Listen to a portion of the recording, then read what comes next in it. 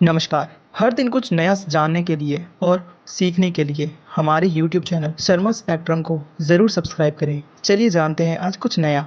गांधी जी का हत्यारा, ये सुनते ही हमारे दिमाग में नाथूराम गोडसे का नाम आता है। हालांकि महात्मा गांधी की हत्या करने के बाद नाथूराम गोड ने महात्मा गांधी को ही हिंदुओं की बर्बादी का कारण बताया था।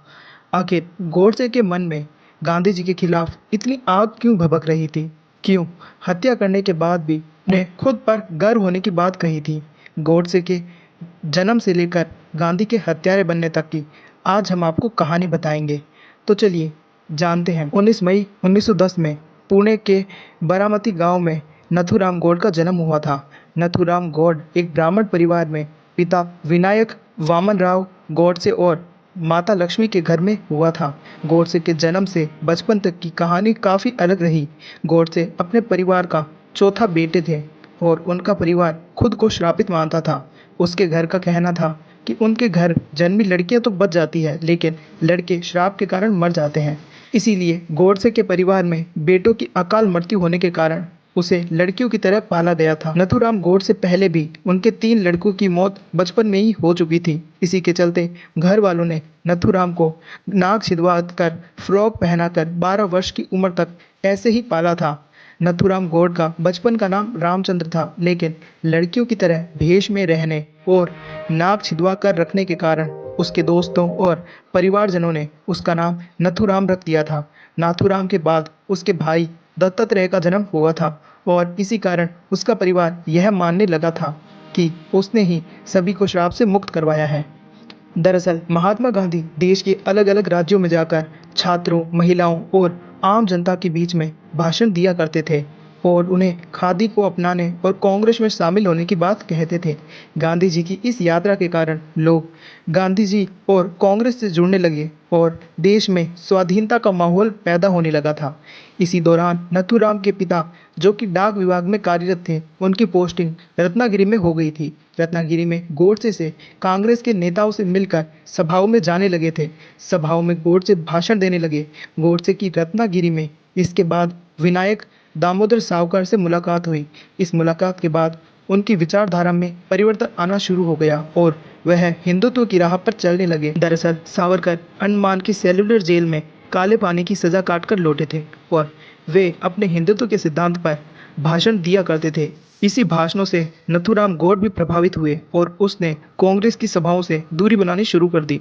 सावरकर के प्रभावित होने के बाद नथुराम गोड ने आरएस से जुड़कर सावरकर जब 1937 में हिंदू महासभा के अध्यक्ष बने तो गोडसे भी वहां जुड़ गए। गोडसे आरएस नेताओं से भी जान पहचान करने लगे, लेकिन 1942 में विश्व युद्ध की आहट के बीच आरएएस पर कई तरीके की पाबंदियां लगा दी और वे कोई भी परेड आदि नहीं कर सकते थे।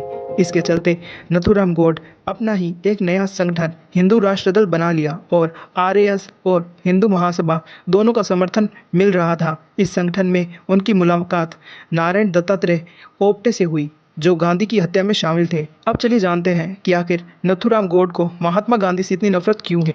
महात्मा गांधी की हत्या के पीछे नथुराम गोड का देश के बंटवारे के खिलाफ होना माना जाता है। गोडसे नहीं चाहते थे कि देश को धर्म के आधार पर बांटा जाए। इन्हीं सब के देखकर उसने गांधी जी की हत्या की प्लानिंग रची। इसके बाद गोडसे ने दत्तात्रेय ओप्टे, मदनलाल पहलवा और विष्णु करकरे के साथ मिलकर गांधी जी को मारने की सोची। इसके बाद 20 जनवरी 1948 को पहलवा के प्लान के अनुसार प्रार्थना सभा में विस्फोट किया गया, लेकिन उसे एक महिला ने देख लिया और वो गिरफ्तार हो गया। साथी की गिरफ्तारी के बाद नथुराम गोड को कोई डर नहीं लगा और नफरत की आग बुझाने के लिए 29 जनवरी को दिल्ली के बिड़ला भवन में गोडसे ने गांधी जी के सीने में 3 गोलियां दाग दी।